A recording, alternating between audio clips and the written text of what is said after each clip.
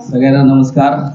सकाळपासून आपण साधारण 11 वाजेपासून या ठिकाणी एकत्र जमलोय आणि व्यसनाच्या प्रश्नाबद्दल आपण स्वतः अद्ययावत ज्ञान घेणं, माहिती घेणं, ज्ञान आणि माहितीपुरतं ते मर्यादित न राहता त्याच्याबद्दलचा दृष्टिकोन आपल्याला घेणं आणि तो दृष्टिकोन म्हणजे ज्ञान, माहिती, दृष्टिकोन एवढ्यापुरतं मर्यादित न राहता त्याच्याबद्दलचा आपला जीवनशैलीमध्ये, आपल्या जीवन प्रणालीमध्ये त्याला कशा पद्धतीने कृतीशील करता येईल याच्यासाठीचा काही प्रयत्न करणं किंवा त्या दिशेने आपण एक पाऊल टाकणं, असा आपला याबद्दलचा ह्या सगळ्या चर्चेचा प्रवास किंवा ज्या चर्चेतनं पुढे जाण्याचा प्रवास व्हायला पाहिजे असं यामधनं अपेक्षित आहे.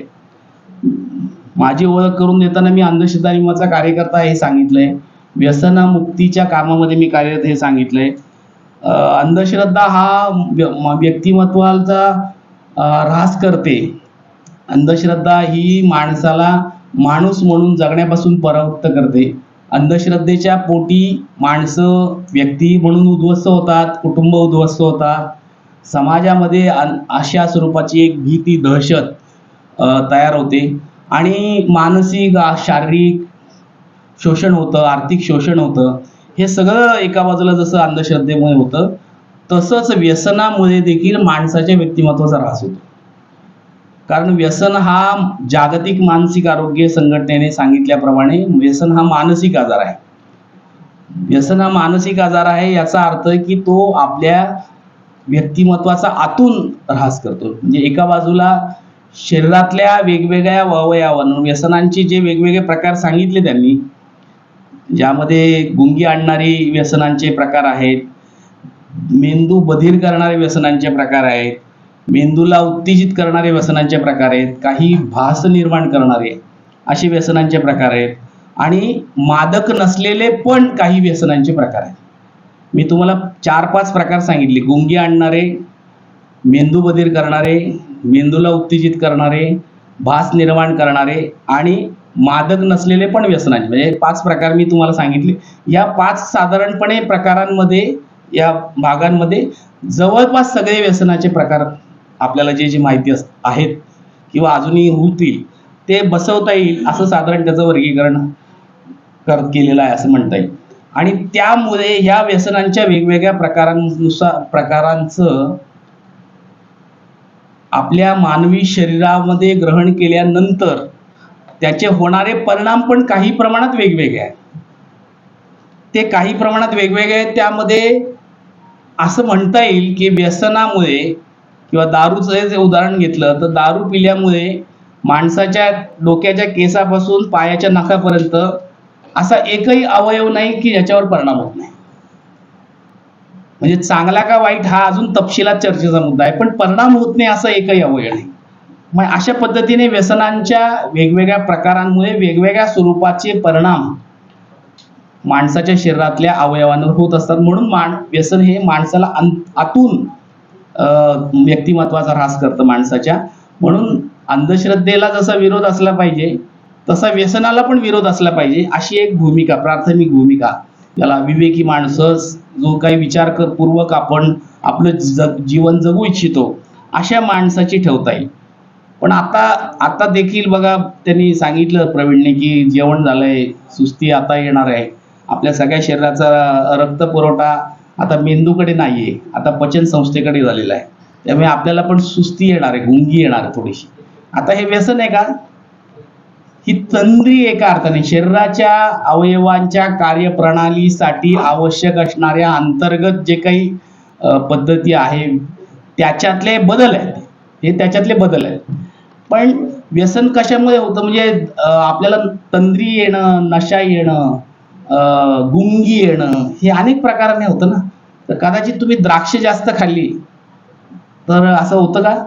असं होतं, काही प्रमाणात होतं. किंवा अजून असे काही पदार्थ आहेत की जे अति सेवनाने, म्हणजे असं म्हणता येईल की आयुर्वेदामध्ये तरी म्हणतात की कुठलीही गोष्ट अतिसेवन केली तर त्याचे दुष्परिणाम आहेत. म्हणजे तुम्ही काजू बदामही जास्त खाल्ले तरी ते किती पौष्टिक असले तरी ते अतिसेवन केलं तर त्याचं काहीतरी डायजेशनवर, तुमच्या शरीरावर परिणाम होणार आहे, त्याचे दुष्परिणाम होणार आहेत. म्हणजे अतिसेवन हे वर्ज्य असायला पाहिजे असे आयुर्वेदाचं तत्व आहे.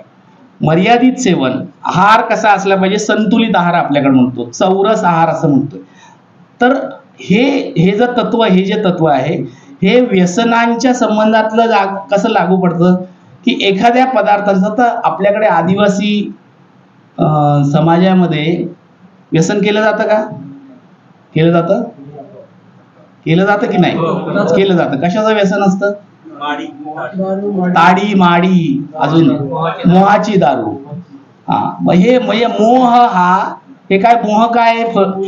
झाड आहे, त्याला येणार फुल आहे, त्या फुलाला जमा केलं जातं, त्याला सडवलं जातं आणि त्याच्यापासून दारू कशी बनते?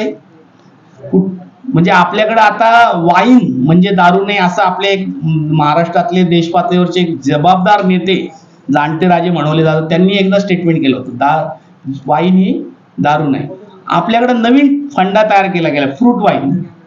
बरोबर आहे. नाशिकला त्याचं आज हब तयार करण्याचा, देशातला मोठा हब नाशिकला तयार करण्याचा की एक नियोजन उद्योग क्षेत्राचं आहे किंवा शासन यंत्रणेचं धोरण आहे अशा स्वरूपाचं. म्हणजे द्राक्षापासून बनवणारी जी काही आहे ती दारू नाही, ती वाईन आहे आणि त्याचे मोठ्या प्रमाणात प्रमोशन केलं जातं. म्हणजे तुम्हाला लक्षात येईल की टुरिझममध्ये, पर्यटन क्षेत्रामध्ये आजकाल याबद्दलचं प्रमोशन मोठ्या प्रमाणात केलं जातं. मी हे जे शास्त्रीयतेचा व्यवहारामधला विरोधाभास काय आहे हे तुम्हाला यासाठी सांगतोय की एका बाजूला शास्त्रीयतेमध्ये आपण त्याची वर्गीकरण केलं, मुंगी आणणारे, मेंदू बधीर करणारे, मेंदू उत्तेजित करणारे, भास निर्माण करणारे आणि मादक नसलेले पण तरी व्यसन लागणारे असे पदार्थ, हे व्यसनाचे वेगवेगळे कॅटेगरी आहेत, व्यसनाच्या पदार्थांच्या वेगवेगळ्या कॅटेगरी आहेत. आणि मी असं म्हटलं की व्यसनवर्धक पदार्थ सेवनाने आपल्या शरीरातल्या कुठल्या ना कुठल्या अवयवाला बाधा होते, अपाय होतो. असं असेल तरी व्यसन माणसं करतात. आणि तो जे म्हटला ना, एंडोर्फिन नावाचा शब्द त्यांनी वापरला की मेंदूमधला असा एक स्त्रवतो. केव्हा स्त्रवतो? आपल्याला जेव्हा आनंद होतो किंवा आपल्याला फार उत्साही वाटतं, आपल्याला कोणीतरी आपलं कौतुक करते, आपली स्तुती करते, आपल्याबद्दल चांगलं बोलतंय, आपल्याला कौतुकाची स्थाप देतंय, आपण केलेल्या कामाची कोणीतरी दखल घेते, पोच देतंय, अशा स्वरूपाचं जे आपल्या व्यक्तिमत्वाच्या ईदला आपलं जे व्यक्तिमत्व आहे, आपल्यातला जो मी आहे, याला सुखावणारी जी गोष्ट काही घडली किंवा समोर, तर त्याच्यामुळे आपल्या मेंदूतला तो स्त्रवतो एंडोर्फिन आणि त्याच्यातनं काय फील होतं? फील गुड येतं. वा, मस्त, छान वाटतं. आता हे कशामुळे होऊ शकतं? एक होण्याची अनेक शक्यता आहेत. म्हणजे कोणाला असं सकाळी पहाटे लवकर उठलं आणि मस्त मॉर्निंग वॉकला गेलं तरी त्याला फील गुड येऊ शकतं. कोणी व्यायाम करू शकतो, कोणी चहा पिल्यावर त्याला फील गुड येऊ शकतं, किंवा अजून अनेक अशामध्ये संगीत ऐकल्यावर येऊ शकतं, व्यायाम केल्यावर येऊ शकतो, आपल्या घरातल्या लोकांशी गप्पा गोष्टी केल्यावर त्याला फील गुड. हे जसं एका नैसर्गिक, नॅचरल आपण म्हणतो, आपल्या मानवी जीवनातल्या वर्तन व्यवहारातलं नैसर्गिक वर्तनाचा भाग आणि त्यातनं मिळणारं आपल्याला स्टिम्युलेशन आहे, उत्साह आहे, वाढवणं आहे, फील गुड आहे, एंडोर्फिन स्त्रवणं आहे. तसं इतर अनेक अशी गोष्टी आहेत की ज्याच्यामध्ये बाबाबुवांच्या सत्संगामध्ये लाखोनी लोक का जातात? आपल्या दैनंदिन जीवनातले अनेक प्रश्न, अडचणी, दुःख, दैन्य, अगतिकता हिच्यावर मार्ग शोधण्यासाठी जातात. बरोबर आहे. आणि तिथं गेल्यानंतर त्यांना मस्त वाटतं. आया बहिणींना विचारा मोठ्या की तिथं जाऊन आल्यानंतर वा छान वाटलं. मंदिरात गेल्यानंतर, कीर्तनाला गेल्यानंतर, देवस्थानात कुठल्याही धर्माचा असो, त्या धार्मिक ठिकाणी गेल्यानंतर लोकांना काय वाटतं? वा, बरं वाटलं, छान आलो, माझ्या गावात देवीला जाऊन आलो, माझ्या तीर्थक्षेत्र. हे जे फील गुड आहे, म्हणजे आपण स्वतःला तशा स्वरूपाच्या स्वयंसूचित करत असतो. आणि स्वयंसूचित करण्यासाठी आपल्याला काय प्रोत्साहित करतं? आपले संस्कार, आपला सभोवतालचा वर्तन व्यवहार, समाजाच्या चालीरीती, रूढी, प्रथा, परंपरा ह्या आपल्याला प्रोत्साहित करत असतात. आणि त्या प्रोत्साहन, त्या संस्कारातनं, त्यांच्या अनुकरणातनं इतर करतायत. परंपरा आहे, वारशाने आलेला आहे, वगैरे वगैरे, याच्यातनं आपण ती प्रेरणा घेतो आणि ती आपण करतो, त्याच्यातनं आपल्याला फील गुड येतं, छान वाटतं. हे एका अर्थाने कृत्रिम आहे. निसर्गात ते नाही आलेली, पण मानवी जीवनाच्या सहचर्यामध्ये समूहांमध्ये जगण्यातनं आलेलं आहे. आणि तिसरा प्रकार मी सांगतो तुम्हाला की जे आर्टिफिशियल आहे, जे व्यसनातनं केलं जातं. व्यसन हे कशासाठी? फील गुड मिळण्यासाठी केलं जातं, बरोबर आहे ना. सुरुवातीला तुम्ही बिअरचा एक ग्लास घेतला, त्याच्यानंतर तुम्हाला ते त्याच्यामध्ये सुरुवातीला तर कडू लागला, पण नंतर त्याचं किक बसली आणि मग त्याच्यामुळे फील गुड यायला लागला. सिगारेटचा एक झुरका घेतला, सुरुवातीला ते काही विचित्र वाटलं, पण त्याच्यानंतर त्याचा फील गुड आला. तंबाखू सारखं तसंच आहे की गुटखा, मिश्री, जे काय आहे, म्हणजे याच्यातनं तुम्हाला तुमच्या मेंदूला एंडॉर्फिन स्त्रवण्यासाठी प्रवृत्त करायला अशा स्वरूपाचा उपयोग होतोय, हे जेव्हा समजतं, म्हणून मग ते आपण परत परत घ्यायला लागतो. आणि तो आर्टिफिशियल फील गुडचा, एंडॉर्फिन स्त्रवण्याचा प्रयोग आपण आपल्या पातळीवर करायला लागतो. ऍडिक्शनकडे ह्याच्यातनंच प्रवास सुरू होतो. सुरुवात ही फील गुड मधली असते. म्हणजे आपल्याला त्यांनी एका स्लाइडमध्ये दाखवलं होतं बघा, मूड चेंजच्या बद्दलचे ग्राफ दाखवला होता की जो एकदम उच्च स्तरावरचा आपल्याला जो फील गुड येतो आणि त्याच्यानंतर पुन्हा आपण डाऊन होतो. म्हणजे आपल्याला ती भावना कायम राहत नाही.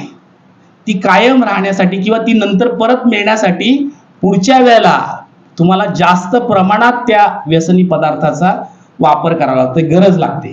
तर अशा पद्धतीने ऍडिक्शन तयार होत जातं. त्यामुळे व्यसनाच्या प्रश्नाकडे बघताना जशी शास्त्रीय माहिती आपण घेतली, तशी मी जे म्हटलं की 4-5 अंगाने त्याची माहिती घ्यायला पाहिजे. काय काय 4-5 अंग आहेत त्याची?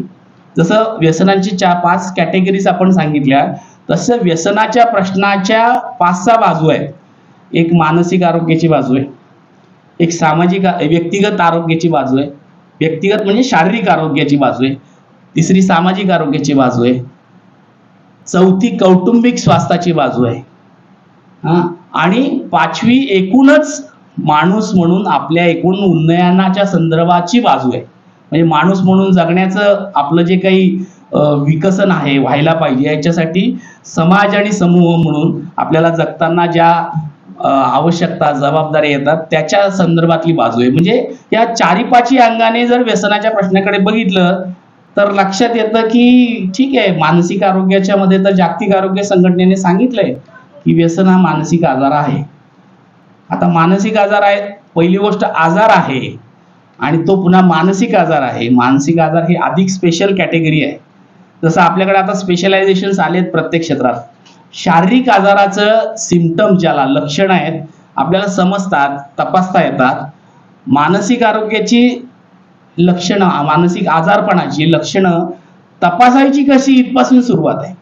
तो मानसिक रुग्ण आहे, एखादी व्यक्ती आहे की नाही, हे तपासायचं कसं, याच्याबद्दल आता गेल्या 50-70 वर्षामध्ये जगामध्ये त्याबद्दलचं ज्ञान अनुभवातनं आणि प्रत्यक्ष उपचाराच्या निदानातनं आणि उपचाराच्या प्रयोगातनं हळूहळू विकसित झालंय. डॉक्टरांनी सांगितले की आता औषधं अतिशय प्रभावी तयार झाली, आणि ही किती 15-20 वर्षापूर्वी या स्वरूपाचं प्रभावी औषधं नव्हती आणि ती आता गेल्या 15-20 वर्षात विकसित झाली आहेत. संशोधन जसं जसं त्याबद्दलचं होत आहे आणि माणसाच्या वेगवेगळ्या शरीराच्या अवयवांच्या संबंधातनं, मुख्यतः मेंदू संदर्भातलं संशोधन जे होत आहे, हे गेल्या 50-70 वर्षातलं आहे, फार पूर्वी नाही. माणसाचा मेंदू अजूनही आपल्याला किती टक्के समजलाय? संशोधक असं मानतात की 25-30% पर्यंत फक्त समजलेला आहे. मेंदू, माणसाचा मेंदू जो उत्क्रांत मानवी मेंदू आहे, त्याच्या सगळ्याच भागाचे सगळेच तपशील, सगळेच न्यूरॉन्स, त्यांचं सिनॉप्सिस ज्याला जोडलं पण आहे, त्याच्यातले वाहणारे जे काही रासायनिक पदार्थ आणि त्यांची मिश्रण आहे, कॉम्बिनेशन, परमिटेशन कॉम्बिनेशन आहे, आणि त्याच्यानुसार, त्याच्या आधारावर आपल्या भावना, आपला विचार, आपली कृती, आपलं चलनवलन, आपलं जिवंतपण अवलंबून आहे. हे कसं घडतं हे अजून 100% काही माणसाला विज्ञानाने समजून घेता आलेलं नाही. समजून घेण्याचा प्रयत्न जोरदारपणे चालू आहे. पण त्याच्यातलं जे काही 20-25% माणसाचा मेंदू समजला आहे, त्याच्यामध्ये हे समजलेलं आहे, जे मी एंडॉर्फिनचं संदर्भ सांगितलं की या स्वरूपाची काही रसायनं जी आपल्या मेंदूच्या वेगवेगळ्या पेशींमधनं, न्यूरॉन्समधनं, म्हणजे आपल्या मेंदूमध्ये किती न्यूरॉन्स आहेत? 1 कोटी. एवढा समजा आपण आपली मूठ अशी वळली तर जेवढा आहे आपला हात होतो तेवढा साधारणपणे आपला मेंदू या साधारणपणे, आणि त्याच्यामध्ये 1 कोटीपेक्षा जास्त न्यूरॉन्स, आणि ते एकमेकांशी जोडलेले आहेत, आणि त्या जोडलेल्याला सिनॉप्सिस असं म्हणतात. आणि त्याच्यामधनं जे रासायनिक पदार्थ, वेगवेगळे रासायनिक पदार्थ, हे त्यांचं मिश्रण आहे, आणि ते मिश्रण कमी जास्त झालं तर काय होतं? केमिकल लोचा होतो. म्हणजे आपल्याला केमिकल लोचा शब्द हा व्यवहारात समजलाय, तो गांधीचा संजय चले लगे रो मुन्नाभाई सिनेमामधनं. म्हणजे हा शब्द व्यवहारामध्ये लगेच कुठल्याही माणसाला लगेच लक्षात येतो. म्हणजे काय की डोक्याची भानगड आहे. तर अशा स्वरूपाचा केमिकल लोचा होतो की व्यक्तिमत्वामध्ये बिघाड होतो. म्हणजे नॉर्मल माणूस वागणं, बोलणं, वर्तन त्याचं जे आहे त्याच्यामध्ये काहीतरी कमी जास्त झालेलं आहे. आणि व्यसनाच्या सेवनामुळे अशा स्वरूपाच्या ज्या केमिकल कॉम्बिनेशन्स आहेत आणि त्याचं प्रवाही पण आहे, याच्यामध्ये बिघाड होतो, आणि म्हणून तो मानसिक आजार आहे. म्हणून त्याला जागतिक आरोग्य संघटनेने मानसिक आजार सांगितले. याचे तांत्रिक किंवा बाकीचे शास्त्रीय गोष्टी अजून तपशिलात बऱ्याच आहेत. त्याच्यामध्ये आपण त्या तांत्रिकतेमध्ये जाऊन अडकून पडण्यात अर्थ नाही. ज्यांना इच्छा असेल त्यांनी जरूर त्या माहिती घ्यावी. अॅनाटॉमी, फिजिओलॉजी, त्याची ब्रेनची पण समजून घेता येऊ शकते. त्याच्याविषयी आता मोठ्या प्रमाणात साहित्य उपलब्ध, इंग्लिशमध्ये, मराठीमध्ये पण आहे. नेटवर पण बऱ्यापैकी याच्याबद्दल आपल्याला माहिती मिळवता येऊ शकते. पण हे माहिती असावं की व्यसन हा मूलतः मानसिक आजार आहे. म्हणजे आपण व्यसनी व्यक्ती हा आपला दुश्मन नाही. व्यसनाला आपला विरोध आहे, व्यसनी व्यक्तीला नाही. व्यसनी व्यक्ती आपला मित्र आहे. डॉक्टर अनिल अवचटांचं नाव ऐकलंय तुम्ही? ऐकलंय.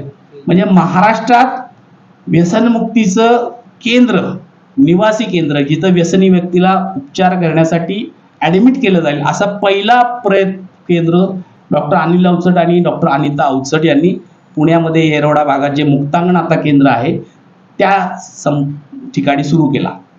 आणि त्या काळात तर बरेच काही, म्हणजे या स्वरूपाचं संशोधन इतकं ऍडव्हान्स नव्हतं, आणि उपचारासाठी आवश्यक असणारे जे औषधं आहेत जे आज प्रभावी आहेत उपलब्ध, तेवढी त्यावेळेला नव्हती. त्यामुळे बऱ्याच अडचणी होत्या, आणि समाजामध्ये काही स्टिग्मा होते, काही गैरसमज होते मानसिक आरोग्याकडे बघण्याचे. पण अजूनही आपल्याकडे असं प्रतिष्ठेने किंवा असं उखुलेपणाने सांगत नाही, मी सायकिट्रिस्टकडे जाऊन आलो बरं का, असं काही सांगतात का कोणी? आपण सांगायला कमीपणा वाटतो, किंवा म्हणजे याचं काहीतरी समोरचा बघण्याचा दृष्टिकोन बघून जातो की याच्यामध्ये काहीतरी बिघाड आहे बाबा. म्हणून मग आजही त्याच्याविषयी स्टिग्मा आहे, आजही त्याच्याबद्दल कमीपणा मानला जातो. मग असं असताना व्यसनासारख्या मानसिक आजाराबद्दल जर अजून जास्त स्टिग्मा आहे.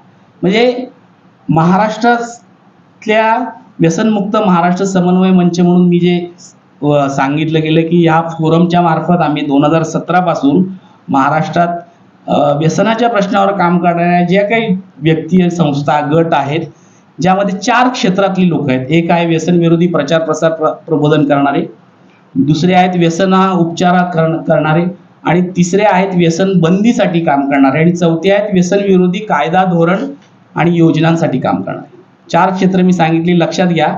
याच्यातल्या कुठल्या तरी क्षेत्रात तुम्ही असणं अपेक्षित आहे, किंवा तुम्ही पुढच्या काळात तुमच्या पातळीवर काही ना काही करणार. पहिलं क्षेत्र सांगितलं की व्यसन विरोधी प्रचार प्रसार प्रबोधन.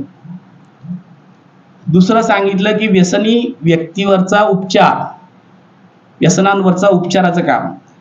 तिसरं सांगितलं व्यसनाच्या बंदीसाठी काम करणारे, म्हणजे गाव पातळीवरचं दारूचं बंदी करणे, जिल्ह्याच्या पातळीवर, तालुक्याच्या पातळीवर दारू किंवा एकूण, जसं महाराष्ट्रात गुटखा बंदी आहे त्याचा अंमलबजावणी करण्यासाठी प्रयत्न. चौथं सांगितलं की व्यसन विरोधी धोरण, कायदे आणि योजना याच्यासाठी प्रयत्न करणारे.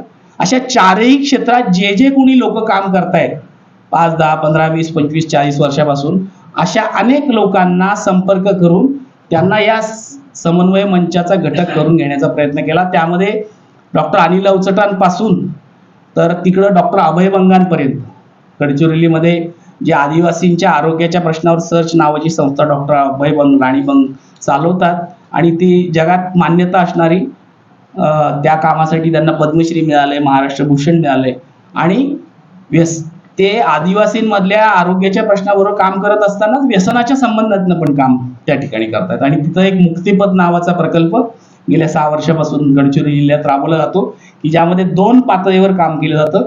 पुरवठा कमी होईल आणि मागणी कमी होईल दोन्हीकडनं. म्हणजे व्यसनाचा पुरवठा पण मर्यादित नियंत्रित राहिला पाहिजे आणि व्यसनाची मागणी देखील मर्यादित नियंत्रित राहिली पाहिजे, अशासाठी ते काम करतायत. त्यामुळे हे अशा वेगवेगळ्या 4 क्षेत्रांमध्ये काम करणाऱ्या अशा 100 पेक्षा जास्त संस्था, संघटना, गट, व्यक्ती यांना एकत्र करून व्यसनमुक्त समन्वय मंचाच्या व्यसनमुक्त महाराष्ट्र समन्वय मंचाच्या मार्फत काम कशासाठी? मी जे म्हटलं की व्यसनाचा जर व्यक्तिमत्वाचा ऱ्हास आपल्या करत असेल, पण प्रत्यक्षामध्ये व्यसनविषयक वर्तन समाजामध्ये विरोधाभासी आहे. म्हणजे व्यसन हा टाकून देण्याची गोष्ट एका बाजूला आपण म्हणतो, पण व्यसनाला प्रतिष्ठा मिळण्याची वस्तुस्थिती आणि व्यवहार आज आपल्याला बघायला मिळतो आपल्या. आणि व्यसनाच्या मुळे आरोग्य, मानसिक आरोग्य आहे धोक्यात येतं, शारीरिक आरोग्य धोक्यात येतं, कौटुंबिक आरोग्य धोक्यात येतं, सामाजिक आरोग्य धोक्यात येतं, राष्ट्रहित आणि मानव समाज धोक्यात येतो. असं असताना देखील विरोधाभासी वर्तन काय आहे? व्यसनाच्या मुळे सो कॉल्ड महसूल मिळतो म्हणून त्याला शासन प्रमोट करतं. व्यसनाच्या समर्थनार्थ म्हणजे व्यसन चालू राहावं याच्यासाठी एक मोठा समूह, ज्याला लिकर लॉबी, टोबॅको लॉबी आपण म्हणू, किंवा ड्रग्स लॉबी, जी जगात अनेक पातळीवर ऑपरेट होते आणि ते एक मोठं अर्थकारण त्याच्याशी संबंधित आहे, हे प्रत्यक्ष कार्यरत आहे. आणि चौथी गोष्ट की व्यसनाच्या संदर्भात हे सगळं एका बाजूला इतकं वाईट आहे किंवा व्यसन टाकून देण्याची गोष्ट आहे, व्यसनाला संस्कारातनं, समाजाच्या एकूण नीती विचारातनं मान्यता दिली जात नाही. जसं आज अंधश्रद्धा हवी आहे आम्हाला असं कोणी म्हणतं का? अंधश्रद्धा नको आहे सगळ्यांना. म्हणजे कोणी बाबा बुवा महाराज पंत म्हणणारे पण असं म्हणतात की हो अंधश्रद्धा निर्मूलन झालं पाहिजे, असं म्हणतात, तरी तोंड देखील करतात की नाही तो मुद्दा. पण तसं व्यसनाबद्दल पण कोणी म्हणतं का हो व्यसन असलं पाहिजे? असं म्हणण्याचं धाडस, नैतिक धैर्य आज समाजात नाही. कारण समाज नीती असं म्हणते की ते चुकीचं आहे, ते टाकून द्यायला पाहिजे. पण दुसऱ्या बाजूला वर्तन व्यवहारामध्ये काय सभोवताली की त्याला प्रतिष्ठा आहे, त्याला सरकार दरबारी स्थान आहे, त्याच्यासाठीची व्यवस्था आहे, त्यासाठीची यंत्रणा आहे, त्याच्याबरोबरचं अर्थकारण आहे आणि त्याच्याबरोबरचे मोठे हितसंबंध आहे, सामाजिक, राजकीय, सर्व क्षेत्रावर. असं सगळं विरोधाभासी वास्तव आहे. म्हणून मी जे म्हटलं की अशा स्वरूपाचा समन्वय करण्याचा हेतू आहे की व्यसनाचा प्रश्न राजकीय अजेंड्यावर आला पाहिजे, व्यसनाच्या प्रश्नाबद्दलचं धोरण निर्माण व्हायला पाहिजे, व्यसनाच्या संबंधात समाजामध्ये एक आकलनाचा स्तर निर्माण व्हायला पाहिजे की व्यसन हे टाकूनच द्यायची गोष्ट आहे, याच्याविषयीची एक सहमती समाजात तयार व्हावी. ह्याच्यासाठी काय करावं लागेल? प्रबोधन करावं लागेल, शिक्षण करावं लागेल, प्रचार प्रसार करावा लागेल, समाजात समूह संघटित करावं लागेल, धोरण तयार करावं लागेल, त्याच्यासाठी धोरणाचं अंमलबजावणी करण्याचा आग्रह, यंत्रणा तयार करावी लागेल, योजना कल्याणकारी, व्यसन नाकारलं जावं म्हणून काही कल्याणकारी योजना पुढे आणाव्या. त्यामुळे या सगळ्या स्तरावर काम करण्यासाठी म्हणून इथल्या राजकीय जे कोणी या समाजाचं चलनवलनाचं धोरण ठरवतात, नीती ठरवतात, योजना आखतात, त्यांच्या डोक्यामध्ये तर याच्याबद्दलचा प्रकाश पाडला पाहिजे ना. म्हणून मग इथे धोरणकर्त्या आणि शासनकर्त्या समूहाला हे समजून सांगण्यासाठी म्हणून एक दबाव गट आणि संवाद गट म्हणून व्यसनमुक्त महाराष्ट्र समन्वय मंचाची निर्मिती झाली आहे आणि त्या मार्फत यासाठीचा थोडा थोडा प्रयत्न चालू आहे. पण त्याच्यात फार काही आज तरी मोठी ताकद किंवा मोठा दबाव गट म्हणून आपण परिणाम साधू शकलो नाही. पण व्यसनाविषयी सांगताना मी हे जे सांगतोय 4 क्षेत्रातलं, त्यातल्या काही सकारात्मक, विरोधाभास जरी सांगितला मी तरी त्याच्यामध्ये काही सकारात्मक बाबी पण आहेत ना. म्हणजे महत्वाची सगळ्यात गोष्ट आहे की जागतिक आरोग्य संघटनेने व्यसन हा मानसिक आजार सांगितलेला आहे. हे आपल्यासाठी समाजाशी संवाद करताना महत्वाचा मुद्दा आहे. तो आपण समजून घ्यायला पाहिजे. मानसिक आजार आहे म्हणजे काय हे सांगण्याची गरज आहे. आणि व्यसनामुळे आपलं व्यक्तिमत्वाचा ऱ्हास होतो हे पण आपण समजून घेण्याची. म्हणजे काय घडतं, दोन गोष्टी ठळक मी सांगू इच्छित, जे आपल्याला आपण पण समजून घ्यायला पाहिजे आणि आपण लोकांशी पण बोलताना ह्या गोष्टी ज्याला लोकांचं लक्ष कारण आजकाल काय शांतपणे सुसंवादी बोलून समाज अट्रॅक्ट होत नाही. असे काहीतरी हंगामा करणं, काहीतरी अशा स्वरूपाचं, म्हणजे आपल्याकडे असं म्हण आहे ना की बदनाम हुआ तो क्या हुआ, नाम तो हुआ. ते बदनाम झाला तरी पण नाम होण्यासाठी अनेक कलंगुड्या करण्याची सवय आपल्याकडे लागलेली आहे अनेक क्षेत्रांमध्ये, सामाजिक, राजकीय, शैक्षणिक, सांस्कृतिक सगळ्या क्षेत्रांमध्ये. व्यसनाच्या मुद्द्यावर लोकांचं लक्ष आकर्षित करायला किंवा त्यांना त्याचं गांभीर्य लक्षात यायला की किती गंभीर आहे प्रश्न, दोन गोष्टी सांगायची गरज आहे ज्या ठळकपणे असं मला वाटतं. एक आहे दारू पिल्यामुळे काय घडतं बरं, ज्याचा उल्लेख सकाळच्या मांडणीमध्ये येऊन गेलेला आहे डॉक्टर धनंजय अष्टूरकरांच्या. पण तुम्हाला ते लक्षात आलं की नाही म्हणून मी पुन्हा विचारतोय की काय दारू पिल्यामुळे काय घडतं, कुटुंबामध्ये काय गंभीर प्रश्न तयार होतो. म्हणजे समजा तरुणाईमध्ये नोकरीला लागला, मग तरुण नोकरीला लागला, लग्न झालं 20-25 मध्ये, एक 10-15 वर्षाचा संसार झाला आणि तरुणाईमध्ये असताना म्हणजे नोकरीला लागल्यानंतर त्याला वाटायला लागली आता बरं आहे, माझं स्थैर्य आलं, आता थोडं मला हौसमौस करायला हरकत नाही. आणि त्यातून त्या सोबतच्या मित्रमंडळींच्या सोबत पार्टी, आणि मग त्याबरोबर पार्टी म्हणजे काय, ओली पार्टी. आजकाल पार्टी म्हणजे काय, पिणं आणि शुद्ध राहिले तर खाणं, अशी स्थिती असते. त्यामुळे मग त्यातनं ती सवय लागली दारूची, आणि मग तो दारू नियमितपणे प्यायला लागला. आणि 10-12 वर्ष लग्नानंतरचा 15 वर्षाचा संसार झाला आणि नंतर अचानक संसारामध्ये स्फोट झाला. काय काय होतं अशा वेळेला, कशामुळे होतो, काय घडतं, कारण काय असतं त्याला, दारू पिल्यामुळे माणसाच्या मेंदूमध्ये अशा स्वरूपाचा केमिकल लोचा होतो, इम्बॅलन्स होतो की संशय भ्रम नावाचा आजार त्याला जडतो. तो आपल्याच बायकोवर संशय घ्यायला लागतो. त्याचा उल्लेख केला डॉक्टरांनी, मला वाटतं चारित्र्याबद्दलचे संशय घ्यायला लागतो. बरोबर आहे ना. आणि चांगला जो सुखी संसार आहे 15-20 वर्ष चाललेला, त्याच्यामध्ये मिठाचा खडा पडतो आणि कुटुंब उद्ध्वस्त होतं. अशा म्हणजे ही गंभीर गोष्ट आहे. आणि हे आपल्याकडे ज्या कुटुंब व्यवस्थेला सुरुंग लागण्याची जी कारण आहेत वेगवेगळी, त्याच्यामध्ये एक महत्वाचं कारण आहे दारूचं व्यसन, हे लक्षात घ्या. आणि आपण अशा स्वरूपाच्या केस स्टडी आपल्या सभोवताली बघू शकतो, हाताळू शकतो, समजून घेऊ शकतो. आणि अशा अनेक महिलांच्या अत्याचाराच्या घटनांमध्ये, महिलांना घर सोडावं लागण्याच्या घटनांमध्ये, डोमेस्टिक व्हायलन्स आपण ज्याला म्हणतो, कौटुंबिक हिंसाचार, त्याच्याबद्दलचा कायदा आहे आपल्याकडे. पण त्यामध्ये ह्या व्यसन हे त्याचं मध्ये एक महत्वाचं कारण असतं. त्यामुळे दारूमुळे पिल्यातनं अशा स्वरूपाचा एक गंभीर गोष्ट होतं. हे जर लक्षात आणून दिलं तर कदाचित अवेअर होतात लोक गंभीर्याने.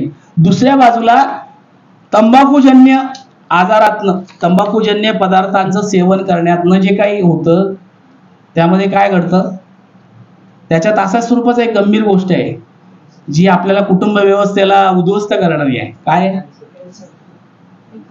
नाही, पुरुषांच्या स्पर्म्सचं प्रमाण घटतं तंबाखूच्या, निकोटीनच्या अतिसेवनामुळे. म्हणजे स्त्री पुरुषाच्या संबंधातनं नवीन जीव उत्पत्ती करणं, हे जे काही प्रक्रिया निसर्गता आहे आपल्यावर टाकलेली प्राणी म्हणून, इतर प्राणी आणि आपल्या मनुष्य प्राण्यामध्ये हा एक सारखेपणा आहे ज्याला नॅचरल इन्स्टिंक्ट म्हणतो आपण, निसर्ग भावना आहे. त्यामध्ये भूक लागणं आहे, इतर प्राण्यांना भूक लागते, माणसाला पण भूक लागते. दुसरं झोप, किमान झोप आवश्यक आहे. इतर प्राण्यांना झोप आवश्यक असते तसं माणसाला पण किमान झोप. मृत्यूचं भय इतर प्राण्यांना असतं, माणसाला पण असतं. आणि चौथं, आपल्यासारखा नवीन जीव निर्माण करणं. म्हणजे ही स्पेसिस कंटिन्यू सर्वाइव्ह व्हायला पाहिजे. ही जी काही निसर्गता असलेली प्रेरणा आहे, उत्तेजना आहे, ती एक्झिस्ट करण्यासाठी, ती प्रत्यक्षात आणण्यासाठी ज्या स्त्री आणि पुरुषाच्या मिलनातनं नवीन जीव निर्मितीची प्रक्रिया व्हायला पाहिजे स्त्रीच्या गर्भाशयामध्ये, त्याच्यासाठी जे किमान स्पर्म संख्या पुरुषाच्या वीर्यातनं गेली पाहिजे त्याचं प्रमाण घटतं निकोटीन अतिसेवनामुळे. हे आपल्याला माहिती आहे का? हे तरुण पिढीला सांगायला पाहिजे ना. म्हणजे तुम्ही जर गुटखा, तंबाखूजन्य काही मावा, खर्रा, विदर्भामध्ये त्याला खर्रा म्हणतात, किंवा सिगारेट, बिडी, मिसरी, असं जे काही तंबाखूजन्य तुम्ही वापरता, हे सतत 5-10 वर्षाच्या वापरातनं अशा स्वरूपाचं थेट परिणाम पुरुषांच्या वीर्यावर मधल्या स्पर्मवर होऊ शकतो. हे जर सांगितलं तर त्यांना समजू शकेल की किती गंभीर आहे. त्यामुळे हे दोन मी जस्ट एक सिम्पटम्स सांगितले, काय गंभीर परिणाम मानवी जीवनातल्या कुटुंब व्यवस्थेवर या व्यसनांमुळे म्हणजे दारूमुळे, अल्कोहोलिक कंटेंटमुळे आणि तंबाखूजन्य म्हणजे निकोटीन कंटेंटमुळे अशा स्वरूपाचे गंभीर परिणाम आपल्या मानवी जीवनात आणि कुटुंब व्यवस्थेवर होतात. म्हणून मी आरोग्याचा प्रश्न मानसिक आरोग्याचा पण आहे, शारीरिक आरोग्याचा आपला व्यक्तिमत्व म्हणून आहे व्यसनी व्यक्तीचा, कुटुंब आरोग्याचा प्रश्न आहे, सामाजिक आरोग्याचा प्रश्न आहे आणि मानवी समूह म्हणून विकासाच्या प्रक्रियेतल्या जगण्याचा प्रश्न आहे. त्यामुळे हे पाचही अंगाने व्यसनाकडे जर आपण बघायला लागलो तर व्यसनाच्या तपशिलात मी जात नाही, तांत्रिक शास्त्रीय माहितीबद्दल काही तपशील तुम्हाला मिळाले, पण एक आपल्याला आपल्या स्वतःला पण स्पष्ट केलं आहे की आपण व्यसन विरोधी आहोत, व्यसनी व्यक्तीच्या विरोधी नाही. याच्याबद्दल डॉक्टर अनिल अवचटांकडनं आम्ही अनेकदा ऐकलंय, त्यांच्याबद्दल याबद्दल लिखित स्वरूपाचं पण आहे की व्यसनी व्यक्तीने संपर्क केल्यानंतर डॉक्टर अनिल अवचट त्यांचं कितीही महत्वाचं काम असलं, कितीही, ते सगळं टाकून पहिल्यांदा त्याला वेळ द्यायचे. का? ज्या वेळेला व्यसनी व्यक्तीला असं वाटतं की अरे मी आता कदाचित स्लीप होणार आहे, मला व्यसन पुन्हा, म्हणजे जो व्यसनी उपचार घेऊन व्यसनापासून दूर झालेला आहे त्याला पुन्हा व्यसन करण्याचं इच्छा केव्हाही निर्माण होऊ शकते आणि ती त्याला निर्माण होते असं वाटल्यानंतर त्याला मदतीची गरज असते आणि त्यावेळेला त्याच्याशी कोणीतरी बोलायला आवश्यक असतं, त्याचं काउन्सिलिंग करणं अपेक्षित, त्याला काही त्याच्या संवेदना भावना त्यावेळेला समजून घेणं आवश्यक असतं. त्यामुळे सायकॅट्रिस्ट क्षेत्रामध्ये, मानसिक आरोग्याच्या क्षेत्रामध्ये काउन्सिलरचं महत्व फार मोठं आहे, समुपदेशकाचं महत्व फार मोठं आहे. म्हणजे सायकॅट्रिस्ट पेक्षा, सायकॅट्रिस्ट तर डायग्नोसिस करेल आणि ट्रीटमेंट करेल, उपचार करण्याचं काम करेल, पण त्याच्या आधी त्याच्याही पेक्षा महत्वाचा रोल हा समुपदेशकाचा असतो. म्हणजे आपण ज्यांना वाटतं की समाजामध्ये व्यसन संपलं पाहिजे, कमी झालं पाहिजे, नियंत्रित झालं पाहिजे, त्या प्रत्येकाला स्वतःला समुपदेशक म्हणून देखील घडवण्याची आवश्यकता आहे. कारण तुम्हाला आपल्याला प्रत्येकाला लोकांशी पण बोलावं लागणार आहे. तुमच्याकडे लोक अपेक्षेने वेगणार आहेत, तुमच्याकडे अपेक्षेने येणार आहेत, त्यावेळेला तुम्हाला लोकांना किमान काही गोष्टी तरी समजून सांगता आल्या पाहिजे, त्यांना कन्व्हिन्स करता आल्या पाहिजे. आणि हे करण्यासाठी मग व्यसनाचं हे सगळं शास्त्रीय ज्ञान, त्यासोबत व्यसनाचं वर्तन व्यवहार आणि त्याचं वास्तव, त्याचं स्टेटस आजचं काय आहे हे आपल्याला माहिती असायची गरज आहे. जे सांगितलं दुसरं की व्यसनाच्या ज्या पायऱ्या आहेत वेगवेगळ्या, मी जे म्हटलं की व्यसनाचं ओढ निर्माण होणं, कार्विंग, व्यसनाच्या बद्दलची एक टॉलरन्स, आपल्या सहन करण्याची क्षमता निर्माण होणं, किंवा व्यसनाचा डिपेंडन्स तयार होणं, अवलंबित्व व्यसनाबद्दलचं तयार होणं, आणि त्यानंतर व्यसनाचा विड्रॉवल म्हणजे व्यसनाशिवाय राहू शकत नाही अशी स्थिती. ह्या 4 स्टेप्स मधनं आपण व्यसनाधीनतेकडे जातो. म्हणजे सोशल ड्रिंकिंग, काही लोक जे सांगतात ना आम्ही कधी कधी पितो, आणि कधी पिणं हे नियमित पिणं कधी होतं हे तुमच्या हातात नसतं. कोणीही कितीही मोठा स्टॉलवर्ड सांगत असला की आम्ही कधी पितो, तरीही ते व्यसनाधीन केव्हा होतील हे त्यांना स्वतःला सांगता येणार नाही. पण तरीही आपल्याकडं लोक प्रतिष्ठेने अशा गोष्टी सांगतात. म्हणजे आता तर अशी स्थिती आहे की मेडिकल फील्डमधल्या डॉक्टरांच्या कॉन्फरन्सेस ज्या स्पॉन्सर केल्या जातात, त्यांच्या ट्रेनिंग ओरिएंटेशन जे असतं अपग्रेडेशन याच्यासाठी, त्या कॉन्फरन्सेसच्या पार्टीजमध्ये आज दारू कंपन्या दारू स्पॉन्सर करतात अशी स्थिती आहे. आणि याच्याबद्दल लेखी स्वरूपाचं ऑब्जेक्शन आक्षेप आमच्यासारख्यांनी घेतलाय आणि IMA इंडियन मेडिकल असोसिएशन आणि मेडिकल फील्डमधल्या लोकांचे जे काही फोरम्स आहेत त्यांना भूमिका घ्या तुम्ही याच्यासाठी असा आग्रह धरलाय. त्याच्याबद्दल आत्ता त्यांनी गाईडलाईन्स दिलेल्या आहेत, पण त्या गाईडलाईन्सच आहेत, त्या कंपल्शन नाही, म्हणजे ऐच्छिकतेवर ते सोडलेले आहे डॉक्टरांची. तर ही जी काही म्हणजे ज्याला म्हणून मागणी आणि पुरवठा नसेल तर मागणीला मर्यादा येते ना.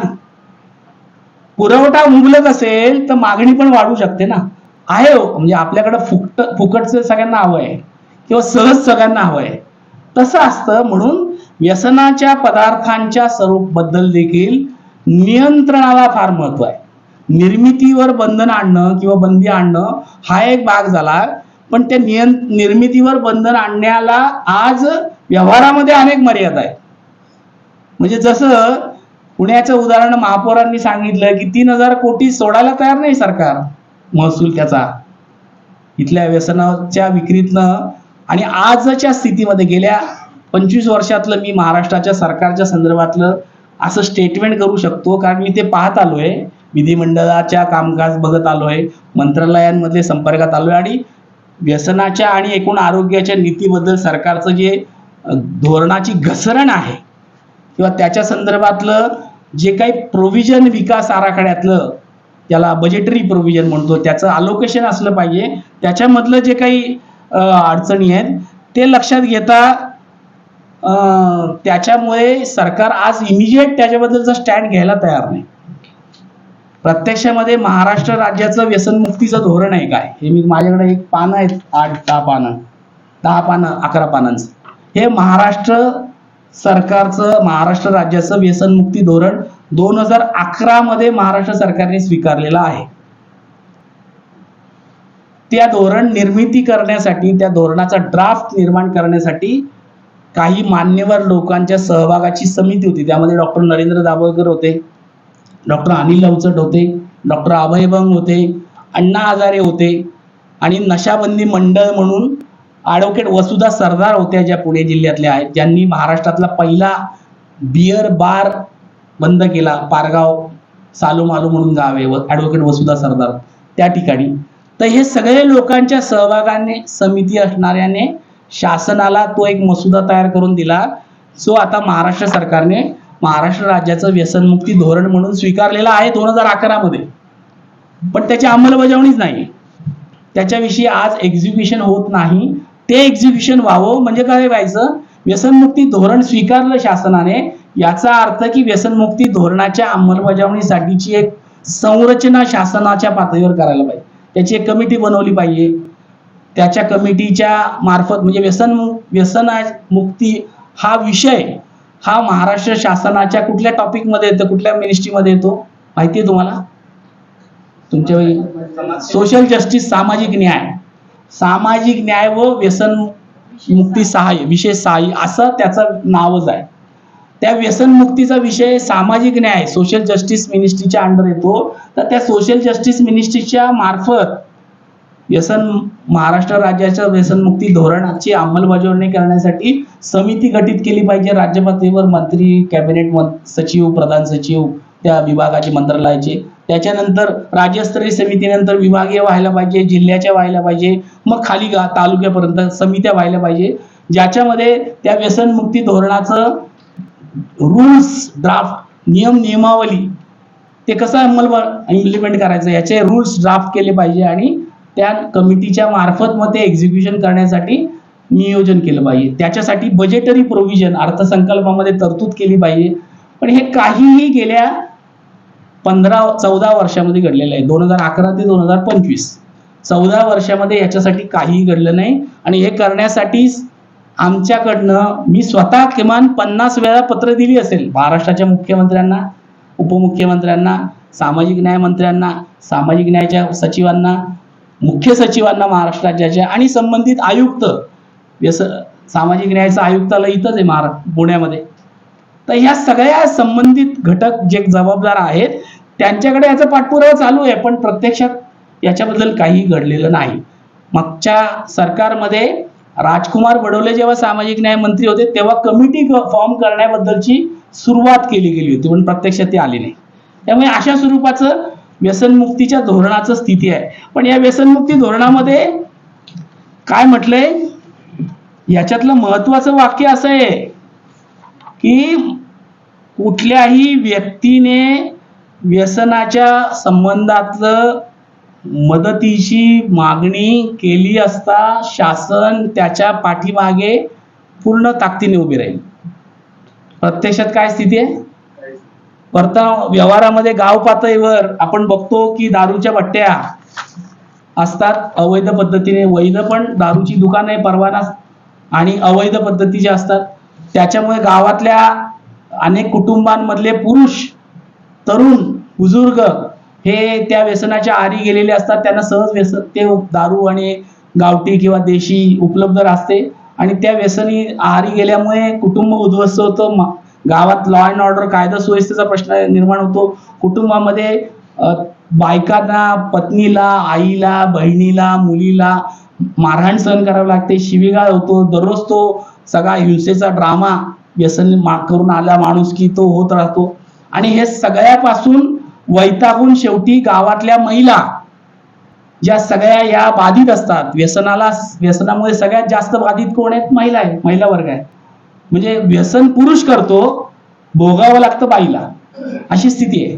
त्यामुळे मग एका मर्यादेनंतर, सहनशीलतेची मर्यादा संपल्यानंतर त्या बायका पुढे येतात आणि काही प्रमाणात संघटित होऊन पुढाकार घेऊन गावातली ती हातभट्टी किंवा जी आहे ती तोडून टाकायच्यासाठी जातात.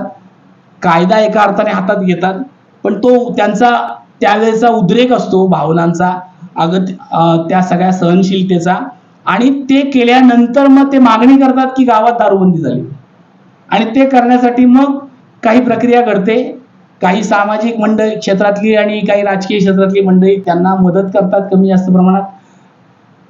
उभी बाटली आणि आडवी बाटली अशी एक प्रक्रिया आहे. दारूबंदीचा कायदा आहे महाराष्ट्रामध्ये दारूबंदीचा कायदा इंग्रज काळापासून आणि स्वातंत्र्य नंतर देखील तो कायदा मुंबई दारूबंदी ऍक्ट नावाने होता. मुंबई प्रांत महाराष्ट्र निर्माण झाल्यानंतर, स्वतंत्र राज्य झाल्यावर महाराष्ट्राच्या नावाने तो महाराष्ट्र दारूबंदी कायदा झाला. आणि त्या दारूबंदी कायद्यामध्ये ऑलरेडी असं म्हटलंय की महाराष्ट्र दारूबंदी आहे, तुम्ही मागणी करा फक्त ते एक्झिक्यूट करण्याची.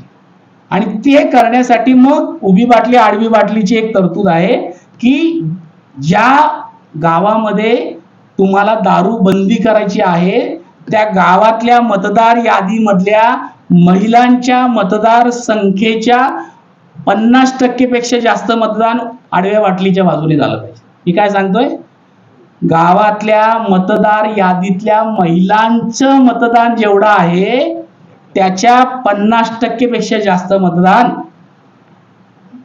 आडव्या बाटली म्हणजे दारूबंदी झाली पाहिजे या बाजूने असलं पाहिजे. तर त्या गावाचा मध्ये दारूबंदी करण्याची जबाबदारी किंवा ते एक्झिक्यूट करण्याचा अधिकार मग जिल्हाधिकाऱ्यांना असतो. एवढं सगळं रामायण एवढं घडवून आणणं तुम्हाला बातम्यांमध्ये वाचायला मिळालं असेल. काही गावांमध्ये अशा दारूबंदी झाले, उभी बाटली आडवी बाटली झाली वगैरे. पण हा सगळा सोपस्कार म्हणजे आपल्याकडे इतर वेळेला जनरल इलेक्शन मध्ये काय असतं बघा, मतदार यादीतल्या लोकांच्या 50% मतदान मिळाल्यावर निवडून येतो का तो? काय होतं, मतदान झालेल्याच्या बहुमत मिळालं तर ना. मतदान जेवढं म्हणजे 1000 लोकांची वोटर लिस्ट आहे, त्यातले 500 महिला 500 पुरुष आहेत. म्हणजे 500 महिलांच्या मधनं 251 महिलांचं मतदान आडव्या बाटलीच्या बाजूने झालं तर दारूबंदी होणार. लक्षात घ्या, मतदान किती पर्सेंटेज झालं याला महत्व नाही, मतदार यादीच्या 50% पेक्षा जास्त. म्हणजे ही मेक आपल्याकडे ब्युरोक्रेसीने त्या दारूबंदीच्या कायद्यामध्ये मारून ठेवलेली आहे आणि त्याला आम्ही विरोध करतोय, आजही विरोध करतोय. आम्ही म्हणतोय की मतदान जेवढं होईल त्याच्या 50% पाहिजे ना. साधी गोष्ट आहे, लॉजिक आहे. जगात सगळीकडे हेच लॉजिक आहे. जेवढं मतदान झालंय, समजा 1000 मतदार यादी आहे, 500 महिला आहेत, 500 पैकी समजा 200 महिलांनी मतदान केलं, तर 200 महिलांनी मतदान केलं तर 101 मतदान हे आडव्या बाटलीने असलं तर झालं ना, तसं पाहिजे ना. तर हे सगळ्या अशा गुंतागुंत कायद्याच्या अंमलबजावणीच्या संदर्भात आपल्याकडे ब्युरोक्रसीने करून ठेवलेली आहे, यंत्रणेने करून ठेवलेली आहे, आणि म्हणून हे घडवून आणायला प्रचंड तरीही प्रबोधनाने आणि बायका इतक्या वैतागल्या आहेत, सहनशीलता त्यांची संपली आहे की नाईलाजाने मग त्यांना बाहेर पडावं लागतंय आणि ते बहुमत घडवून आणण्यासाठी जंग पाछाडून उभी बाटली आडवी करावी लागते. पण ते करत असताना देखील तिथले जे हितसंबंध असतात दारू व्यवसायकांचे, राजकारण्यांशी, प्रशासन, पोलीस यंत्रणेशी, महसूल यंत्रणेशी, त्याच्यामुळे हे हाणून पाडण्याचे प्रकार होतात. त्यामुळे जरी उभी बाटली आडवी बाटलीचा प्रकार घडून आणला मतदानाने तरी तो फार काळ टिकत नाही असा अनुभव. हे महाराष्ट्रात किमान गेल्या 25 वर्षात माझ्या अंदाजाने 1000 तरी गावं असतील की ज्या ठिकाणी हे घडलेलं आहे पण ते टिकलेलं नाही. कसं टिकेल? कारण राजकारणी आणि तिथले दारू व्यावसायिक इझी मनी ज्याच्यामध्ये आहे त्याचे हितसंबंध प्रशासनाशी पण आहे, राजकारण्यांशी पण आहे, सत्ताकारणातल्या लोकांशी पण आहे. त्यामुळे मुद्दा तो आहे. म्हणून मी म्हटलं की वर्तन धोरण वेगळं आणि वर्तन व्यवहार वेगळा, हा एक मोठा विरोधाभास आहे, ही मोठी गॅप आहे. त्यामुळे ही गॅप कशी भरून काढायची हा प्रश्न आहे. त्यामुळे व्यसनाच्या प्रश्नाबद्दल हे एका बाजूला आपलं ज्ञान अद्ययावत पाहिजे, मला मान्य आहे, ते पाहिजेच. म्हणजे आपल्याला लोकांना कन्व्हिन्स करता आलं पाहिजे, लोकांच्या शंकांचं निरसन करता आलं पाहिजे, लोकांचे जे काही अडीअडचणी त्याच्यावर्षी त्यांचं समाधान करण्याचा प्रयत्न करता आला पाहिजे. सगळ्या प्रश्नांची उत्तर नाही आपल्याकडं, हे मान्य आहे.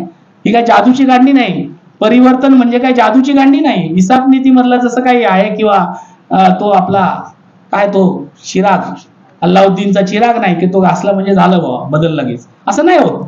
ते घडण्यासाठी काही प्रक्रिया राबवावी लागते आणि ती प्रक्रिया राबवताना लोकशाही व्यवस्थेमध्ये तर लोकशक्तीचा दबाव हे सगळ्यात मोठं हत्यार आपल्याकडे आहे आणि आपण ते वापरलं पाहिजे. आणि ते वापरण्यासाठी म्हणून संघटित व्हायला पाहिजे आणि संघटित होण्यासाठी म्हणून हे प्रबोधन लोकांचं आपण केलं पाहिजे. म्हणजे एका बाजूला समाजाचा आकलनाचा स्तर तयार करणं, म्हणजे 35 वर्षाच्या संघटित कामानंतर महाराष्ट्रात एवढं तर मान्य आहे की नाही, अंधश्रद्धा चुकीच्या आहे, चमत्काराला विरोध केला पाहिजे, भूत नाही, आत्मा नाही, पुनर्जन्म नाही वगैरे वगैरे, त्याची प्रॅक्टिसेस चालू आहे. आता ती पॉलिटिकल स्पॉन्सर बाबा आणि पंथ आहेत आलेले मतांच्या गणितांसाठी.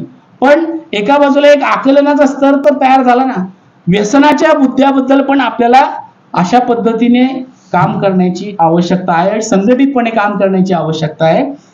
म्हणून व्यसनाचा मुद्दा मी जे म्हटलं की माहिती, ज्ञान याच्यासोबत दृष्टिकोनाचा आहे. दृष्टिकोन त्याच्यामध्ये ठेवायचा आहे की व्यसन हा मानसिक आजार आहे, व्यसनी व्यक्ती आपला विरोधक नाही, आपण व्यसनाला विरोध करतोय, व्यसनी व्यक्तीला नाही. व्यसनी व्यक्ती आपला मित्र असला पाहिजे, त्याच्याबद्दल आपण आजारी माणसाबद्दल आपल्याला सिंपती असते ना, भावना, दया भावना असते ना, संवेदना असते ना, तसं मानसिक आजारी असणाऱ्या व्यक्तीबद्दल पण ठेवली पाहिजे. व्यसन हा मानसिक आजार आहे. त्यामुळे हे आपल्याला या स्वरूपाची दृष्टिकोन असण्याची गरज आहे. तिसरी गोष्ट आहे की व्यसनामुळे नुकसानच होतं. व्यसनामुळे आतून आणि बाहेरून माणसाच्या व्यक्तिमत्वाचा ऱ्हास होतो. व्यसन हे विकास विरोधी आहे, हे समजून घ्यायला, हे सांगायची गरज आहे. म्हणजे याचं चांगलं उदाहरण आपल्या जवळच्या बिहार राज्यामध्ये, भारतातल्या दारूबंदी केली आहे नितीश कुमारांनी. त्याच्याबद्दल मीडिया हाऊसेस आणि प्रशासन मंडळी हे चुकीची माहिती पसरवतात. पण बिहार मधल्या दारूबंदीवरचा जो रिपोर्ट आहे तो असं सांगतो, जो आम्ही आमच्या मासिकामध्ये प्रसिद्ध केलेला आहे, तो असं सांगतो की दारूबंदी केल्यामुळे महिलांवरच्या अत्याचाराच्या प्रमाणात घटलं, अपघातांचं प्रमाण घटलं, आजारपणाचे प्रश्नला मर्यादित आली, कायदा सुव्यवस्थेचा प्रश्न मर्यादित आला, हिंसाचार जे गोष्टी घडायच्या व्यसन करून त्याला मर्यादा आल्या. महत्वाचं म्हणजे व्यसनामध्ये जो पैसा गुंतवला जायचा, वापरला जायचा, तो तो वाचला त्या व्यक्तीचा, त्या कुटुंबाचा, आणि त्याचा उपयोग खाण्याच्यासाठी, आपलं शारीरिक गरज आहे तिला भागवण्यासाठी, शिक्षणासाठी, आरोग्यासाठी आणि त्यांच्या व्यक्ती आणि कुटुंबाच्या विकासासाठी वापरला जायला. एवढे फायदे दारूबंदी केल्यामुळे झालेले आहेत. आणि म्हणून तिथल्या मतदारांनी, महिला मतदारांनी भरभरून मतं निवडून दिलं त्या सरकारला. ती दारूबंदी आज आहे. दारूबंदी फेल झाली महाराष्ट्रामध्ये किंवा गुजरातचं उदाहरण सांगितलं, याला कोण जबाबदार आहे? दारूबंदीची मागणी करणारे जबाबदार आहे का दारू पिणारे जबाबदार आहे? कोण जबाबदार आहे? काय वाटतं तुम्हाला? दारूबंदी फेल होते याला कोण जबाबदार आहे? दारू पिणारे? विचार करा अजून थोडं. दारूबंदी कोण अंमल करणार आहे? ती यंत्रणा जबाबदार आहे, ती व्यवस्था. अरे महाराष्ट्रात गुटखा बंदी आहे. महाराष्ट्राचा एक राजकीय नेता, गृहमंत्री, उपमुख्यमंत्री गुटख्यामध्ये मरतो. दुसरा एक राजकीय नेत्याचं इतका अवयव इतका खराब होतो पब्लिकली, आजही त्यांना तसंच वावरावं लागतं. इतकं गंभीर गोष्ट आहे. आणि त्या गुटख्याला बंदी आलेली असताना देखील गुटखा राजरोस उपलब्ध आहे. कुणाच्या फेल्युअर आहे? म्हणजे गुटखा बंदीमुळे फायदे काय झाले सांगा बरं? 1, 2, 3 काय सांगा? काय वाटतं तुम्हाला? फायदा झाला की नाही झाला? का नुकसान झाला? अजिबात नाही फायदे झाले. कसं काय? बरं, म्हणजे तुम्ही नकारात्मक फायदा सांगता, मी सकारात्मक फायद्याचं बोला ना. हा, म्हणजे मी जे म्हटलं पुरवठा असला तर मागणी मिळते. म्हणजे उपलब्ध झालं, सहज उपलब्ध असलं तर गुटखा बंदी करायच्या आधी स्थिती काय होती माहितीये तुम्हाला? शाळा आम्ही स्वतः तपासल्यात अनेक शाळांमध्ये मुलांची दप्तर, 5वी 6वी 7वी 8वीच्या मुलांची दप्तर, त्याच्यामध्ये गुटखे असायचे आणि सहज उपलब्ध असायचे. कारण त्या परिसरात, शाळेच्या कॉलेजच्या परिसरामध्ये गुटख्याच्या टपऱ्या होत्या, आजही असतात. पण किमान कायदा आहे 500 मीटरचा. म्हणजे आपण मागणी केली तर ऍक्शन करावी लागते, कारवाई करावी लागते. म्हणजे बंदीमुळे एवढं घडलं की सहज उपलब्धता थांबली, बंद झाली. बंदीमुळे एवढं घडलं की सहज उपलब्धता थांबली आणि आपल्याकडे त्याला नियंत्रण करणारी यंत्रणा फेल ठरली. त्याच्यामुळे गुटखा अवैध पद्धतीने उपलब्ध आहे. याला जबाबदार त्यांना धरलं पाहिजे, शासनाला, प्रशासनाला, इथल्या राज्यकर्त्यांना. पण ती चर्चा करत नाही आपण. ते तसं जर आपण करू शकलो कारवाई काटेकोर, तर गुटखाबंदी यशस्वी होऊ शकेल ना, होऊ शकेल. म्हणजे डान्स बार बंदीच्या संबंधात देखील असंच झालंय. डान्स बार बंदी विषयीचा कायदा झाला, RR पाटील असतानाची गोष्ट आहे. त्या डान्स बार मध्ये ज्या स्वरूपाचं गलिच्छ आणि अश्लील आणि सगळं जे होत होतं आणि पैसे उडवले जात होते. आता आपल्या सोबतचे कमलेशने सांगितलं ना, नाही तुम्ही सांगितलं की इस्माईलबाईंनी, की डान्स बार मध्ये जाऊन पैसे उडवायचे. हे जे काही व्यसन होतं हे मर्यादित झालं ना बंदीमुळे. आज कोणी सहज जाऊन हे करू शकत नव्हता. नाही, आता पुन्हा डान्स बार बंदी उठवण्याचा एक षडयंत्र मागच्या 6 महिन्यापासून चालू आहे. जोरदार त्याचं लॉबिंग चालू आहे. काही ठिकाणी चालू केले, अशी स्थिती आहे. त्यामुळे हे बंदीचे फायदे होतात, होत नाही असं नाही. पण बंदीमुळे सगळे प्रश्न सुटतात असं नाही, हे पण आहे. म्हणजे बंदी हे सगळ्यावर उत्तर आहे असं मानायचं कारण नाही. म्हणजे महाराष्ट्रामध्ये मी जे 4 क्षेत्रातली लोकांना आपण व्यसनमुक्त महाराष्ट्र समन्वय मंचाच्या मार्फत एकत्र आणलं, त्यामध्ये बंदीचं काम करणारे पण लोक आहेत. महाराष्ट्रात 10-12 जिल्हे तरी आहेत या ठिकाणी जिल्ह्यांच्या पातळीवर बंदीची मागणी करण्याचे मोठे उठाव झाले, आंदोलनं झाली. त्याच्यातली 2 ठळक उदाहरणं सांगतो. गांधींचं कार्यक्षेत्र होतं म्हणून 1972 पासून वर्ध्यामध्ये दारूबंदी आहे. सेवाग्राम आश्रम आहे तिथं, सर्वोदय गांधीवादी तिथलं काम मोठं आहे, मोठा वारसा आहे. विनोबांचा पवनारला आश्रम आहे. त्यामुळे वर्धा जिल्ह्यात दारूबंदी आहे, पण वर्धा जिल्ह्याला अवैध पण दारू उपलब्ध आहे. यानंतर लोकांच्या उठावातनं, मागणीतनं, संघटित मागणीतनं चंद्रपूर जिल्ह्यात आणि गडचिरोली जिल्ह्यात दारूबंदी झाली. चंद्रपूर जिल्ह्यामध्ये तर महिलांच्या पुढाकाराने ॲडव्होकेट पारमिता गोस्वामी यांनी ते नेतृत्व केलं आणि तिथं राष्ट्रसंत तुकडोजी महाराजांना मानणारा जो गुरुदेव सेवा मंडळ आहे याच्यातल्या अनेक लोकांनी आणि अनेक क्षेत्रातल्या लोकांनी, म्हणजे त्यामध्ये वामनराव चटप आहेत शेतकरी संघटनेतले, आणि त्या भागातले अजून काही आदिवासी समाजातले काही कार्यकर्ते, नेते, सामाजिक संघटनांमधले नेते, या सगळ्यांनी पुढाकार घेऊन उठाव करून चंद्रपूर जिल्ह्यात दारूबंदीची मागणी केली. त्याच्यासाठी जवळजवळ 8-10 वर्ष पाठपुरावा केला. चंद्रपूर जिल्ह्यात दारूबंदी झाली. गडचिरोली जिल्ह्यातही डॉक्टर अभय बंग आणि देवाजी तोफा आणि अनेक लोकांनी पुढाकार घेऊन मागणी केली. त्यामुळे चंद्रपूर आणि गडचिरोली जिल्ह्यात दारूबंदी झाली.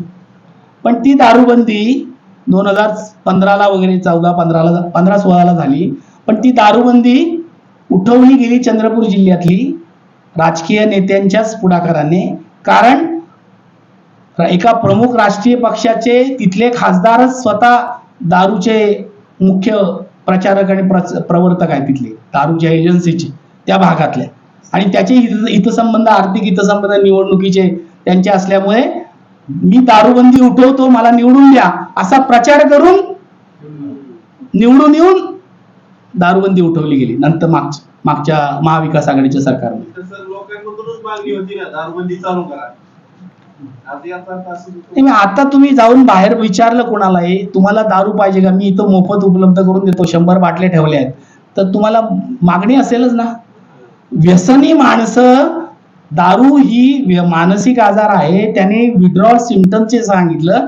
जसं टप्प्याटप्प्याने तुम्हाला दारूचं व्यसन लागतं आणि वाढतं, म्हणजे सोशल ड्रिंकिंग पासून अब्यूज आणि नंतर ऍडिक्ट या टप्प्याटप्प्याने तुम्ही जातात, तसं विड्रॉसाठी पण, उपचारासाठी पण तुम्हाला एकदम थांबवता येत नाही. त्याला डोस कमी त्यांनी सांगितलं ना उदाहरण त्या स्वरूपाचं. तर असं आहे. त्यामुळे काही त्या स्वरूपाची तरतूद असणं वेगळी गोष्ट. पण दारूबंदी झालेली, उठवली गेली चंद्रपूर जिल्ह्यातली, त्याच्या विरोधात आपण, हे सगळं लॉकडाऊनच्या काळात झालं 2021 मध्ये, आणि त्याला विरोध केला. विरोध केल्यामुळे शासनाला त्याची एक समिती नेमावी लागली. रामनाथ जानची एक सिनियर प्रधान सचिव होते महाराष्ट्राच्या राज्याचे, त्यांची अध्यक्षतेत समिती नेमली, लोकांच्या हरकती मागवल्या, आपण त्या दिल्या, पण शेवटी राजकीय इच्छाशक्तीनुसार ती दारूबंदी उठवली गेली. पण गडचिरोली जिल्ह्यात दारूबंदी उठवू नये याच्यासाठी मोठ्या प्रमाणात प्रयत्न झाला. आणि जो मी जे म्हटलं की डॉक्टर अभय बंग आणि तिथल्या सर्च संस्थेच्या पुढाकाराने जो मुक्तिपथ नावाचा प्रकल्प राबवला जातोय, की ज्यामध्ये 2 अंगाने काम केले जातं, की पुरवठा कमी व्हावा, नियंत्रित व्हावा, आणि मागणी देखील कमी व्हावी, नियंत्रित व्हावी, अशा पद्धतीने तिथं जे काम चालू आहे. त्यामुळे अजून तिथं दारूबंदी आहे.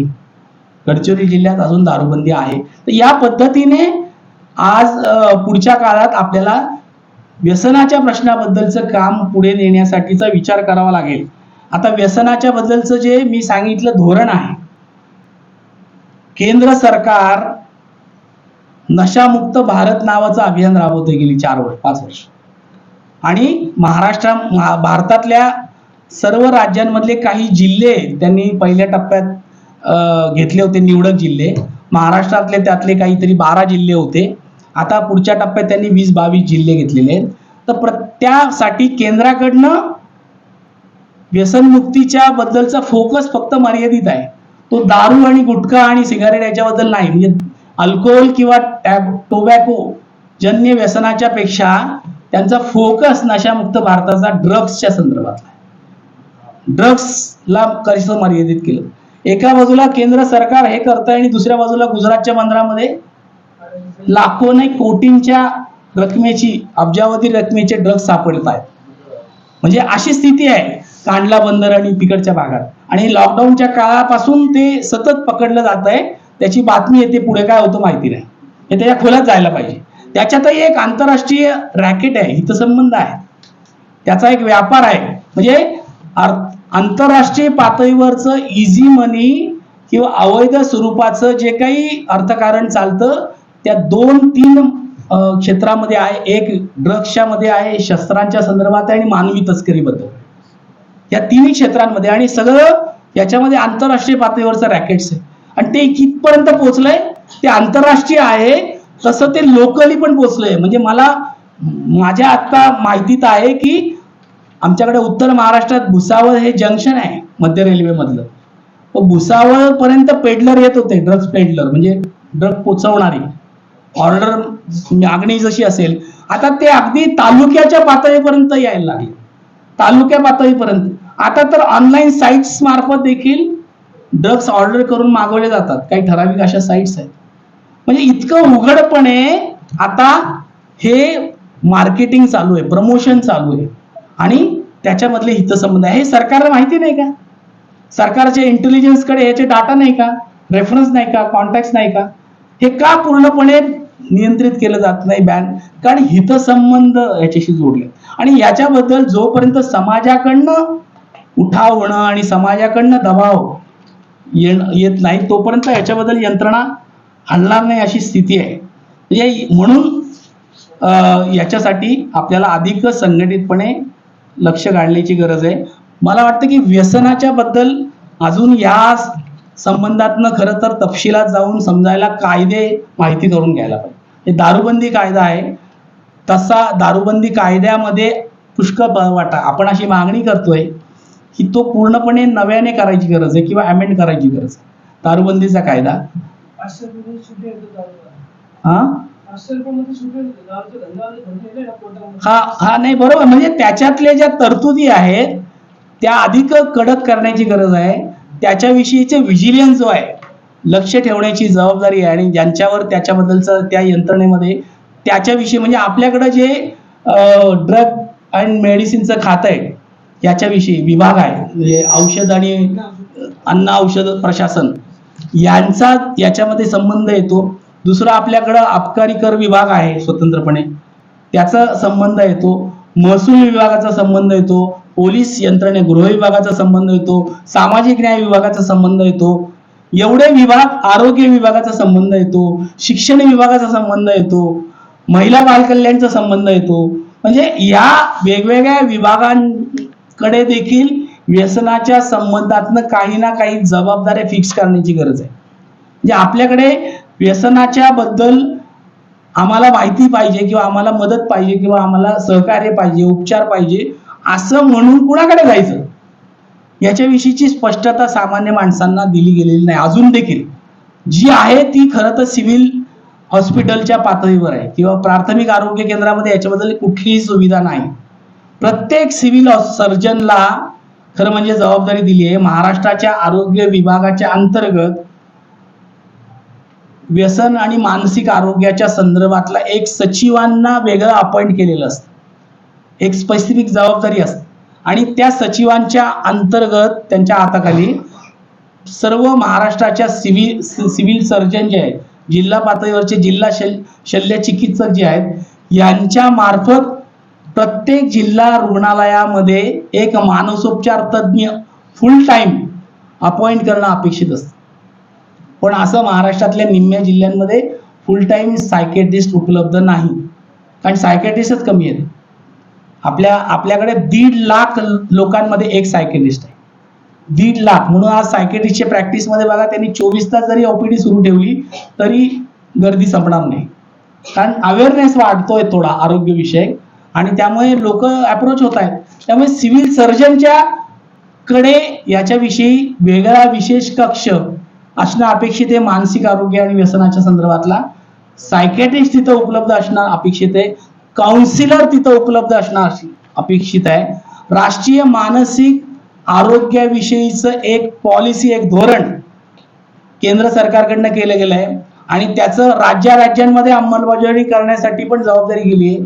त्याचा महाराष्ट्र पातळीवरचा जे काही मसुदा तयार करण्यामध्ये आमच्या सारख्यांचं सजेशन्स आम्ही दिल्या होत्या, त्याचं आज एक्झिक्युशन घडत नाही, पण प्रत्यक्ष कार्यवाही होत नाही, कारण त्या मानसिक आरोग्याच्या अंतर्गतच व्यसनाचा मुद्दा देखील येतो. त्यामुळे मी हे तुम्हाला धोरणाच्या पातळीवर, म्हणजे व्यसनाबद्दलचं शास्त्रीय ज्ञान पाहिजे, माहिती पाहिजे, त्याचा दृष्टिकोन स्पष्ट पाहिजे, त्याचं धोरण पण माहिती पाहिजे. आता मुद्दा पुढचा आहे की अंमलबजावणीचं काय. त्याच्यासाठी जबाबदार घटक मी सांगितले की वेगवेगळे मंत्रालय, विभाग जे आहेत, जसं एक सामाजिक न्याय आहे, गृह आहे, महसूल आहे, अबकारी आहे, अन्न औषध प्रशासन आहे, आरोग्य विभाग आहे, शिक्षण विभागाचा रोल आहे, सांस्कृतिक विभागाचा रोल आहे, आदिवासी विकास कल्याणचा आहे, कारण त्यांचा संबंध व्यसनाचा येतोच, महिला बाल कल्याणचा आहे, हे सगळे विभाग याच्याशी संबंधित येतात. त्या प्रत्येक विभागाकडे काही ना काहीतरी याच्याबद्दलच्या जबाबदारी देणं आवश्यक, त्याचं एक धोरण एकत्रित करण्याची गरज आहे. पण हे सगळं शासनाकडनं आपण अपेक्षा करतो. आपण काय करणार, आपण कसं करणार? आता प्रश्न आले काही सहकार्यांचे की आपल्याकडे लोक आले विचारायला, तर कसं काय करायचं, काय सांगायचं, कसं त्यांना डील करायचं, हाताळायचं कसं? तर मला वाटतं की पहिली गोष्ट आहे की आपापल्या ठिकाणी आपण व्यसनमुक्ती दूत म्हणून, तसा आता उल्लेख केला यांचा इस्माईलबाईंचा आणि दोघांचा आहे की व्यसनमुक्ती दूत म्हणून आपण काम करत आहोत, हे आपण स्वतः आधी स्वतःला स्पष्ट केलं पाहिजे आणि लोकांना माहीत करून देण्यासाठी व्यवस्था केली पाहिजे. म्हणजे आपण स्वतःला आधी त्याच्यासाठी ट्रेन करायला पाहिजे, प्रशिक्षित करायला पाहिजे. त्याच्यासोबत आपण व्यसनमुक्तीच्या बद्दलचं काम करतो हे आपल्या कुटुंब, परिसर, मित्रमंडळी, नातेवाईक यांच्यापर्यंत पोहोचवलं पाहिजे. आणि व्यसनाच्या बद्दलचं जे काही सगळ्या प्रश्नांची उत्तरं लगेच आपण देऊ शकणार नाही, सगळ्या अडचणींवर लगेच कार्यवाही होऊ शकणार नाही, पण त्यांना आशावाद देण्यासाठी त्यांच्याशी जो संवाद करायला पाहिजे, त्याच्यासाठी ॲज अ काउन्सिलर, समुपदेशक म्हणून देखील आपल्याला काही गोष्टी करता येणं शक्य आहे. म्हणजे आपल्या गल्लीमध्ये, मोहल्ल्यामध्ये, परिसरामध्ये आपण व्यसनमुक्तीबद्दल जागरूक आहोत, व्यसनाबद्दल, व्यसन विरोधात बद्दल आग्रही आहोत आणि व्यसनाच्या प्रश्नाबद्दल मदत करायला उपलब्ध आहोत, हा संदेश आपल्याकडनं दिला जाणं महत्त्वाचं आहे. त्यासोबत आपलं स्वतःचं त्याच्यासाठीचं शिक्षण, प्रशिक्षण, माहिती असणं आवश्यक आहे. तिसरी गोष्ट, आपण कुठल्या तरी याला मानसोपचार तज्ज्ञाशी स्वतःला जोडून घेणं आवश्यक आहे. आपल्या परिसरातला सायकेट्रिस्ट जो असेल, मानसोपचार तज्ज्ञ, यांना आपण स्वतःहून जाऊन अप्रोच व्हा, त्यांच्याशी ओळख करून घ्या, त्यांना हे सांगा की आम्ही व्यसनाच्या प्रश्नावर काम करू इच्छितो, आम्हाला तुमच्या मदतीची, मार्गदर्शनाची गरज आहे. त्यांच्याकडे जे काउन्सिलर आहे, तुम्ही आता डायरेक्ट काउन्सिलिंग करू शकत नसाल, तुम्ही त्याचं प्रशिक्षण केलेलं नसेल, तुम्हाला त्याचा अनुभव नसेल, तर तुम्ही त्यांच्याकडे जे काउन्सिलर असतात त्यांची मदत काही प्रमाणात घ्या.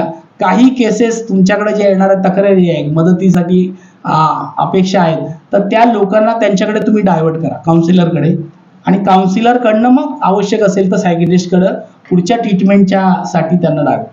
याच्यामध्ये हे आपल्याला करता येईल. हे जसं एकट्याने करता येईल, इंडिव्हिज्युअल लेवलवर आपल्याला जसं करता येईल, ऑपरेट होता येईल, तसं आपल्याला समूह म्हणून पण, गट म्हणून पण काही कृती करण्याची गरज आहे. आणि ते करण्यासाठी दोन मला वाटतं घटक आहेत. एक आहे अल्कोहोलिक अनॉनिमस नावाचं संस्था आहे. तुमच्यापैकी किती लोकांना माहिती आहे एचं नाव ऐकून आहे तुम्ही? तुम्हाला ए माहिती आहे. म्हणजे अल्कोहोलिक अनॉनिमस ही अशी एक संस्था आहे जागतिक स्तरावरची की जिच्यामध्ये व्यसनी व्यक्ती स्वतः मी व्यसनी आहे असं पहिल्यांदा स्वतःला आणि समाजाला जाहीर करतो. मी दारुडा असं म्हणून तो स्वतःची ओळख देतो आणि एकत्र जमून असे सगळे लोक एकत्र जमून आपल्या व्यसन होण्याच्या कारणांचा आणि व्यसनी असण्याचा अनुभवाचा आणि व्यसनी असतानाच्या परिस्थितीचा अनुभव कथन हे आपल्या गटामध्ये ते करतात, जेणेकरून त्याच्यामुळे इतर आपल्या सहकार्यांना व्यसनापासून परावृत्त होण्याची प्रेरणा मिळेल. आणि अशा पद्धतीने ते परस्परांना प्रेरणा देतात आणि ते त्यांच्यामध्ये त्या 12 पायऱ्यांच्या मार्फत आपण व्यसनापासून दूर राहण्याची एक शपथ, एक प्रार्थना किंवा एक संकल्प दररोज सकाळी उठल्यानंतर घेतला जातो की मला आज दिवसभर दारूच्या थेंबापासून दूर राहू दे. मग ते तुम्ही तुमची श्रद्धा असेल कुठल्या देवाबद्दल, कुठल्या त्याला स्मरून तुम्ही म्हणू शकता, तुमच्या विवेकाला, तुमच्या विचाराला स्मरून म्हणू शकता. आणि अशा पद्धतीने स्वतःसाठी एक दिवसाची एक संकल्प घेऊन मग आपण त्यावेळेला व्यसनापासून दूर राहणं अशा स्वरूपाचं काम करू शकतो. या पद्धतीने जे अल्कोहोलिक अनॉनिमस म्हणून काम करतात ह्याचे गट प्रामुख्याने जिल्ह्याच्या शहरांमध्ये आहे. महाराष्ट्रातल्या सगळ्या जिल्ह्यांमध्ये ते आहेत असं नाही, पण बऱ्यापैकी म्हणजे 36 पैकी किमान एक 25 जिल्ह्यांमध्ये आज छोट्या मोठ्या प्रमाणात अशा स्वरूपाचे ग्रुप्स असतात. त्या लोकांशी आपण जोडून घ्यायला पाहिजे. म्हणजे व्यसनी असणाऱ्या व्यक्तीने व्यसन मुक्तीच्या केंद्रामध्ये उपचार घेतल्यानंतर देखील त्याला जे काही फॉलोअप करावा लागतो, त्याला जी सपोर्ट सिस्टीम लागते कुटुंबापासून समाजापर्यंतची, त्याच्यासाठी त्याला त्या अल्कोहोलिक अनोनिमसचा ग्रुप जर असेल तर त्याच्याशी जोडून देणं कधी चांगलं. म्हणजे रेग्युलरली तो त्यांच्या संपर्कात, त्यांच्या मिटिंग्सला जर गेला, आठवड्याच्या वीकली मिटिंग्सला, तर त्याच्यामुळे त्याला व्यसनापासून दूर राहण्याची प्रेरणा मिळते, प्रोत्साहन मिळतं, म्हणजे तो सोबर राहायला मदत होते. तर अशा स्वरूपाचं एक काम आपण करू शकतो. मी जे म्हटलं की सायकेट्रिस्टला आपण जोडून घेऊ शकतो, त्यांच्याकडच्या काउन्सिलरची जी व्यवस्था आहे त्याची मदत सुरुवातीच्या टप्प्यात घेऊ शकतो. आपल्याला ज्यांना अजून याच्यामध्ये जास्त समजून घ्यायचंय त्यांच्यासाठी काही विद्यापीठांमध्ये समुपदेशनाचा अभ्यासक्रम उपलब्ध आहे. सर्टिफिकेट कोर्स आहे, डिप्लोमा कोर्स आहे, तो आपण करायला हरकत नाही. तर समुपदेशनाचं ट्रेनिंग आपण जर घेतलं, ते प्रशिक्षण आपण जर घेतलं, तर आपल्याला अधिकृतपणे समुपदेशक म्हणून काम करता येऊ शकतं. ज्यांना व्यवसाय म्हणून करायचं आहे त्यांना देखील व्यवसाय म्हणून पण करता येऊ शकतं. आणि समुपदेशन केवळ व्यसनाबद्दलचं नाही, अनेक पातळीवरचं, म्हणजे कौटुंबिक हिंसाचारापासून, कायद्यापासून, मुलांच्या शिक्षणापासून, करिअर पासून अनेक पातळीवरचं समुपदेशनासाठीची गरज आज समाजामध्ये आहे. अशा सर्व्हिसची गरज आहे, अशी मागणी आहे. त्यामुळे आपण ते शिकू शकतो. हैदराबादला निमास नावाची एक संस्था आहे, मानसिक आरोग्याचं सगळ्यात मोठं संस्थान हैदराबादचं भारतातलं आहे. त्या ठिकाणी देखील जाऊन कोर्स करता येऊ शकतो. सर्टिफिकेट कोर्स आहे, डिग्री कोर्स आहे, डिप्लोमा कोर्स आहे, पोस्ट ग्रॅज्युएशन त्या ठिकाणी आहे. त्यामुळे तुम्हाला वेबसाईटवर याच्याबद्दलची माहिती घेता येऊ शकेल. म्हणजे मी हे पुढच्या पायऱ्या तुम्हाला सांगतो, ज्यांना ज्या पातळीवर, जेवढ्या खोलात जाऊन या विषयामध्ये समजून घ्यायचं असेल, शिकायचं असेल, काम करायचं असेल, त्यांना या संधी आहेत. व्यसनमुक्तीच्या विषयीचा अभ्यासक्रम गडचिरोली मधले जे विद्यापीठ आहे त्या ठिकाणी आता तिथल्या सर संस्थेच्या मार्फत सुरू झालेला आहे. त्यामुळे तो देखील आपल्याला करता येऊ शकतो. असा अभ्यासक्रम महाराष्ट्रातल्या इतर विद्यापीठांमध्ये सुरू करण्यासाठीचा प्रयत्न आपल्याला करायचा आहे. त्याच्यासाठी आपण काही ठिकाणी संपर्क केलेला आहे, करतोय.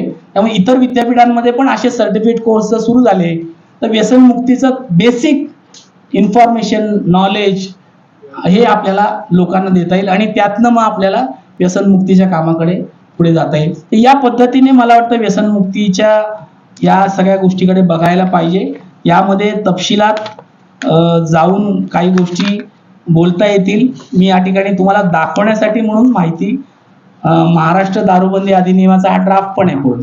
याचं एक वेगळं प्रशिक्षण आपण पूर्वी घेतलं होतं व्यसनमुक्त महाराष्ट्र समन्वय मंचातर्फे. नंतर देखील ज्यांना कोणाला इच्छा असेल त्यांच्या नोंदणी करून आपण कायदा काय आहेत व्यसनाच्या प्रश्नावरचे हे आपल्याला करता येईल. आपल्याकडे सरकार इतकं उदार आहे व्यसनाला प्रमोट करण्याबद्दल. 2 उदाहरणं सांगतो. एक तर 3 नोव्हेंबर 2018 असं एक सर्क्युलर निघालंय की ज्यामध्ये असं म्हटलंय की सकाळी 10 वाजता जी दुकानं, म्हणजे सरकार मान्य दुकानं जी आहेत ना, ती 10 वाजता उघडायची वेळ आहे. तर यांनी सर्क्युलर काढलंय की सकाळी 10 वाजेच्या ऐवजी सकाळी 8 वाजेपासून रात्री 10 वाजेपर्यंत तुम्ही दुकान उघडायला हरकत. कोणी मागणी केली? मी मुनगट्टीवार त्यावेळेला मंत्री होते, त्यांना विचारलं, म्हटलं तुमच्याकडे कुठलं डेलिगेशन आलं होतं ही मागणी करायला दारुड्यांचं? म्हणजे सरकार हे किती दारू व्यसन भारजीण आहे हे याच्यातनं लक्षात येतं. दुसरं एक सर्क्युलर असं आहे की ज्यामध्ये आपल्या महाराष्ट्रामध्ये विदेशी दारूवरचा जो टॅक्स होता तो 300% होता. तो उदार सरकारने महाराष्ट्रातल्या दारुड्यांना विदेशी दारू स्वस्तात मिळावी म्हणून तो 300 वरून 150% करून टाकला. किती उदार सरकार आहे बघा. म्हणजे अशा पद्धतीचं व्यसनवर्धक धोरण महाराष्ट्राचं सरकार आज राबवत आहे. त्यामुळे महाराष्ट्राच्या सरकारला याची जाणीव इथल्या धोरणकर्त्यांना आणि राज्यकर्त्यांना, प्रशासनाला पण करून देण्याची आवश्यकता आहे. आणि त्यासाठी व्यसनाच्या प्रश्नावर काम करणाऱ्या सगळ्यांनी संघटित होण्याची गरज आहे आणि दबाव गट म्हणून काम करण्याची गरज आहे. ते करण्यासाठी तुम्हाला या शिबिरामधनं प्रोत्साहन आणि प्रेरणा मिळावी अशी अपेक्षा करतो.